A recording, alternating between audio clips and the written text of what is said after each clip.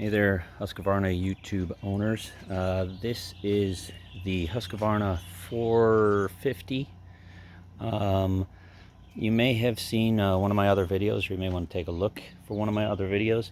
A few years ago, I had issues with wheel motors. When I took apart the wheel motors, I decided to go ahead and dig in a little bit. The wheel motors were making an excessive amount of noise. So what I did is I dismantled, removed the wheel motors. Sorry for being out of range here. Took the wheel motors apart, and as you can see, there's other videos that show you how to remove the wheel motors, get them out of here, take the case apart. So what I did is there's 4 little screws. I'll zoom over to one of the old motors. 4 little screws, see a little screw here, that come out, and this case splits apart. When I took the case apart, I looked inside, and there was just a bunch of dry gunk, and it was basically all locking up. So what I did, and when I took them apart, I'm going to pause the video for just a second, and what I'm going to do is I'm going to pull these gears out, and then I will get right back to the video in just a moment. So you can see here, I just popped these gears out. I turned the motor upside down and gave it a little spin, and these gears pop out. Then you can see inside here the metal gears. The gears up above over there are plastic. These are metal gears.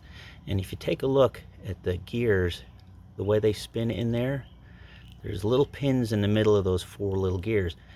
Those pins, the OD of the pins wears out, and then the ID of the gears hollows out a little bit. More so, the pins wear out. So in any case, I had it's probably going on 3 years ago. You could probably check the date on one of my original videos. I was getting wheel faults over and over and over again. I took the motor apart. It was bone dry. Well, it was full of this black gunk, basically black dried carbon gunk. Took it all apart, washed it all out, and packed it with grease.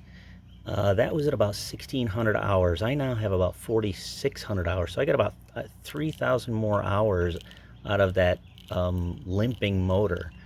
And what I did is, in any case, so now about 4,600 hours, both of my motors are starting to give me little faults, and I tried to, nurse them along a little bit, but it just kind of wasn't worth the effort. Now, what I did do is I've got this other motor over here. When I only had 1,600 hours on it, I called and I got this replacement motor under warranty, but I have yet to use it. So now I'm going to install it, but I needed 2.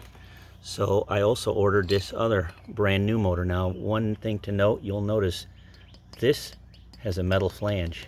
This older replacement motor has a plastic flange. So if you do get a replacement motor, make sure, there's a lot of old stock out there, this replacement flange. So what some other people claim is that it's got nothing to do with the grease issue, and it's all about the bearing, and the bearing in that plastic flange versus the metal flange. But I don't know that I can subscribe to that. So now, if you look at this motor here, this is one of my old motors. It's got a fair amount of end play, so you can actually see that end play over there. So okay, I can kind of buy that might be the issue here, with this one being, totally had its time. But they had that black gunk in there, and I was getting wheel faults, and I got another 3,000 hours out of a faulty motor. This motor over here, I might be able to mess around and salvage it, because there's really not much of any end play on it, but the gears are worn out. Take a look. You can actually see in there how hollowed out those gears are, or hollowed out those pins are. I'll move it back and forth a little bit. You can see that's what's going bad. Oddly enough, those little plastic gears, there's no issues with those. Those are still going strong. No noticeable wear on the plastic gears. But what I did is, you could see I've got these 2 brand new motors that I'm putting in, and I decided, you know what, I'm going to take these things apart. And I take them apart, and take a look. I've done nothing. I haven't cleaned this out. That's it. There's no grease in these things. Well, I shouldn't say no grease. There's just a very light surface coating of grease on these. Look at that. And that is about it. I just, I don't subscribe to that. I think that's probably a good reason why people are getting premature failures of this, more so than the bearing. You know, it's probably creating heat that's possibly taking out the bearing. So I took these motors apart, and I'm going to put some axle grease in there, some high pressure, high temperature axle grease. Now, another thing to note, I had one hell of a time getting this motor apart. These little screws over here, you may or may not want to deal with what I just dealt with. I knew that these are tough to deal with, so I put as much pressure on my screwdriver to try to pull those out, and they stripped.